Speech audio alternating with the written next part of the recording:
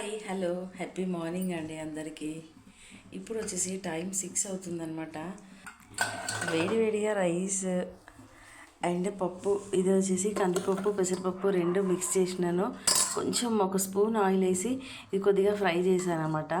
ఇప్పుడు ఇందులో ఈ పాలకూర ఇంకా పసుపు ఆయిల్ అవన్నీ వేసి బాయిల్ చేసేసి విజిల్ పెట్టేస్తాను అనమాట.